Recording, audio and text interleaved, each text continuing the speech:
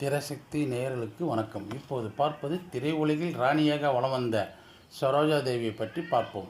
கர்நாடகா மாநிலத்தைச் சேர்ந்தவர். 1955 17 வயதில் மகாகவி காளிதாசன் என்ற கன்னட மொழி படத்தில் அறிமுகமானார். அதன் பின் 1957 தெலுங்கு படத்தில் நடித்தார்.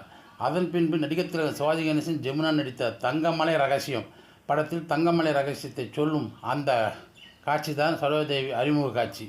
தமிழகமே யார் இந்த தேவதை என்று கேட்க வைத்தது நாடோடி மன்னன் படம்தான். எம்ஜிஆர் தயாரித்து இயக்கிய படம். அந்த படத்தில் தான் சரோஜாதேவி அறிமுகம். கொஞ்சம் குரலும் தமிழ் ரசிகர்களை கவர்ந்து இழுத்தது.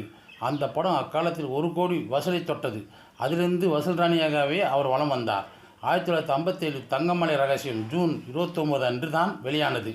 அடுத்த 3 ஆண்டுகள் புகழ் உச்சியில் சென்றார். அவர் குறுகிய காலத்தில் அசர வளர்ச்சி அடைந்தார்.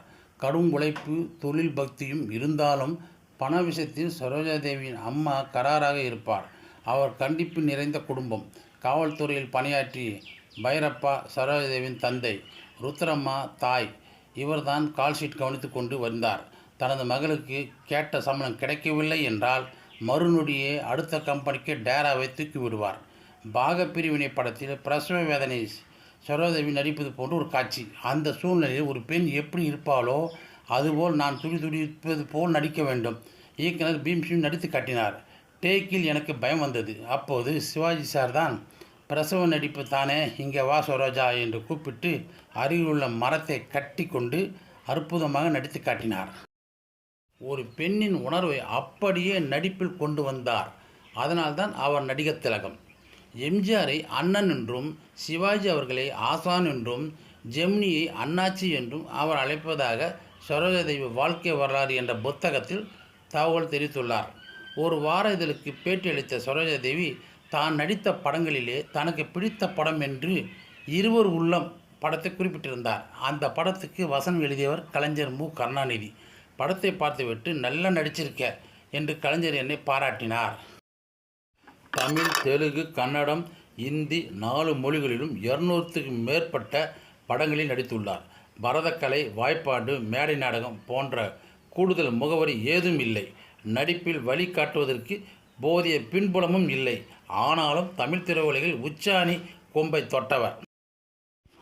குடும்பத்தில் 3 மகன்களுக்கு பின் அடுத்தாவது மகனாக பிறக்க வேண்டும். பல கோவிலுக்கு சென்றுள்ளார். 4வது மகளாக பிறந்தவர் சரோஜாதேவி. அதற்கு பாட்டனார், இது இருந்தால் என்ன, செத்தால் என்ன, இது ஒன்றும் பயனில்லை என்று திட்டுவாராம். அவர்தான் காலப்போக்கில் என்னை என் செல்லக்கண்ணு என்று கொஞ்சுவார் என்று சரோஜாதேவி சொன்னார். 1969 பத்மஸ்ரீ விருதும் 1992 பத்மபூஷன் விருதும் பெற்றுள்ளார்.